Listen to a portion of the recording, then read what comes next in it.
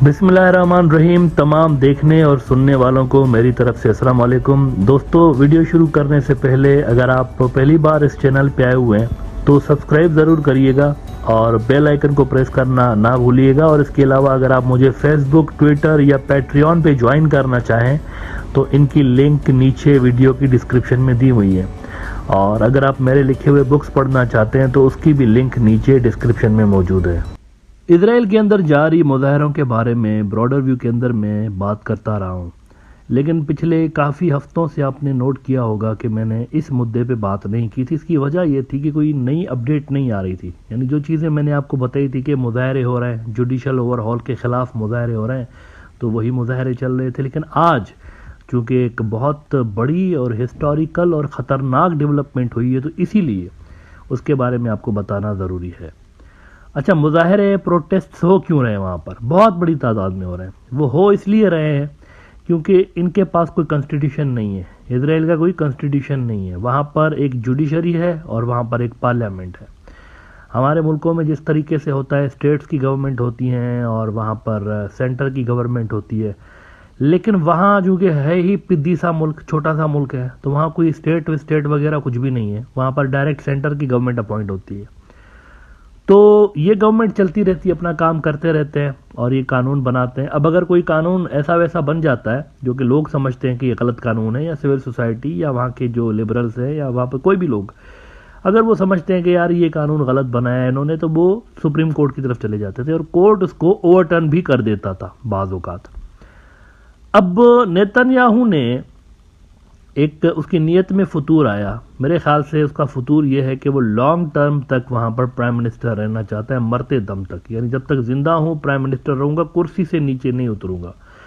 اسی اقتدار کی ہوس کی خاطر غالباً اس نے اور اس کے جو ہارڈ لائنر اتحادی ہیں، جو تاریخ کے سب سے زیادہ جو کٹر زائنسٹ ہیں، ان کی حکومت وہاں پر اس وقت بنی ہوئی ہے. انہوں نے مل کے ایک عجیب سا قانون یہ لے کر آئے کہ ہم قانون پارلیمنٹ میں پاس کریں گے کہ پارلیمنٹ یعنی سیاستدان جو چیز کہیں گے بس وہی قانون ہے اور جوڈیشری اس کو اوور ٹرن نہیں کر سکتی. اس کا مطلب ہے کہ بے لگام آزادی ان کے پاس اور بے تحاشا پاور. یعنی کہ پارلیمنٹ یا دوسرے لفظوں میں ان کی جو حکومت اگر کوئی بات کرتی ہے تو وہی حرف آخر ہوگا. فرض کریں کہ یہ اس طرح کا قانون بنا دیں کہ بھائی الیکشنز نہیں ہوں گے، اگلے سال الیکشن نہیں ہوں گے، الیکشن 5 سال 10 سال کے بعد ہوں گے، تو یہ بنا الیکٹ ہوئے 10 سال تک رہ سکتے ہیں، کوئی ان کو کچھ کہہ بھی نہیں سکتا.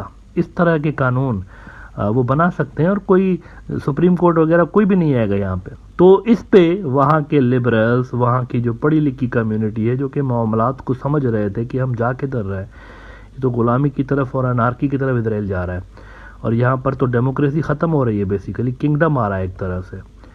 تو وہ باہر نکلے اور کئی ہفتے ہو گئے ہیں اور ابھی تک وہ روزانہ پروٹیسٹ، بہت بڑے نمبرز میں پروٹیسٹ کر رہے ہوتے ہیں، لیکن کوئی ان کو سننے والا نہیں. اب اس بل کی جیو پولیٹیکل امپلیکیشنز یہ بھی ہیں کہ باہر سے امریکہ جو ان کو کنٹرول کر رہا ہوتا تھا، فرض کریں امریکہ کو کچھ عرصہ پہلے جب بائیڈن صاحب نئے آئے تھے تو نیتن یاہو سے ان کی نہیں بن رہی تھی بائیڈن ایڈمنسٹریشن کی، تو ان کو ہٹا دیا گیا تھا، دوسرے آ گئے تھے یار لپد. لیکن اب تو صورتحال یہ ہے کہ ان کو کوئی اچھا لگے یا نہ لگے ان کو انہی کے ساتھ ڈیل کرنا پڑے گا، بائیڈن والوں کو بھی. تو ان کے لیے بھی بڑا مسئلہ ہے یہاں پر. اور امریکنس نے کھل کے کہا تھا کہ اس کو مت کریں، یہ جو آپ جوڈیشل اوور ہال کر رہے ہیں اس کو مت کریں. اور نیتن یاہو کی سرکار کے ساتھ اتنا امریکہ کے تعلقات خراب ہو گئے تھے کہ ویسے تو ٹریڈیشن بنا ہوا ہے کہ نیا پرائم منسٹر جب بھی آتا ہے اسرائیل کا تو اس کو بلایا جاتا ہے وائٹ ہاؤس، اور جلد بلایا جاتا ہے. میرے خیال سے ودن فیو ڈیز اور ویکس وہ پہلا دورہ وہاں کا کرتا ہے امریکہ کا، کیونکہ امریکہ ہے تو اسرائیل ہے. تو اس بار لیکن یہ ہوا ہے کہ اتنے مہینے ہو گئے نیتن یاہو کو نہیں بلایا امریکنس نے. اور ابھی جب امریکہ کا کوئی بڑا ایونٹ تھا، کوئی بڑا دن تھا، تو اس میں بھی انہوں نے نیتن یاہو کی جگہ پریزیڈنٹ کو بلا لیا اسرائیل کے. اور پریزیڈنٹ کو بلانے کے بعد پریزیڈنٹ سے شیورٹی دلوائی ہے انہوں نے. امریکن نے کہا ان کے پریزیڈنٹ کو کہ یہ جو جوڈیشل اوور ہال ہے اس کو ذرا روکیں. ابھی 24-48 گھنٹے پہلے بھی بائیڈن نے کہا تھا کہ یہ جو کچھ بھی کرنے جا رہے ہیں یہ بیوقوفانہ بات ہے، کیوں کر رہے ہیں اس طرح سے، یہ نیتن یاہو کی گورنمنٹ کیوں کر رہی ہے اس طرح. ہارڈ زون کا بڑا نیوز آؤٹ لیٹ ہے، انہوں نے خبر لگائی تھی کہ Biden وارنز doesn't make sense for Israeli leaders to rush judicial overhaul. US President Joe Biden has given a clear and explicit warning to the Prime Minister Benjamin Netanyahu government amidst multiple other calls for high-profile figures to halt the overhaul legislation. उन्होंने कहा बंद करो भाई, ये क्या कर रहे हो, डेमोक्रेसी को अपनी को तबाह करो। अच्छा, डेमोक्रेसी का मसला नहीं है यहाँ, मसला ये है कि नेतन्याहू से इनकी नहीं बन रही, और ये अगर इस तरह के प्लान कर रहा है ना, तो इसका मतलब ये छोटे अरसे में, शॉर्ट टाइम में नहीं जाने वाला, ये लंबी इनिंग खेलने के चक्कर में है, ये यहाँ पर बैठा रहेगा काफ़ी अरसे तक। इसीलिए उसने अपना पॉलिटिकल कैपिटल सारा बहा दिया है, कोई उसको पसंद नहीं करता है इजराइल के अंदर इस वक्त, उसकी पार्टी बैठ गई है पब्लिक सतह पर, विच मीन्स कि यहाँ पर लंबे अरसे के लिए बैठने के लिए आया हुआ है। अच्छा, अमेरिकन गुस्से में है क्योंकि उनकी जो वार्निंग है ना वो काम नहीं आई। उनकी वार्निंग के बावजूद नेतन्याहू ने ये जुडिशल ओवरहॉल वाला बिल आज पास कर दिया। वो सुपर किंग है वहाँ का, वो जो बोलेगा वही होगा, वही कानून होगा, और उनकी जुडिशरी भी उसको कुछ नहीं कर सकती नेतन्याहू को। तो इस पे अब अमेरिका के अंदर से आवाज़ें आ रही हैं कि इसको खिला पिला के सांड इसीलिए इससे दिन के लिए बनाया था इजराइल को कि हम इसको कुछ बात बोलें और ये हमें रिफ्यूज़ करे, हमें आंखें दिखाए।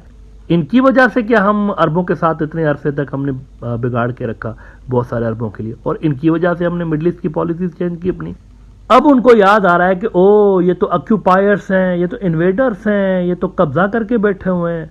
हार्ट्स इजराइल का बड़ा न्यूज़ आउटलेट है, इसमें देखें फॉर्मर जो यूएस एम्बेसिडर्स हैं वो क्या बात कर रहे हैं।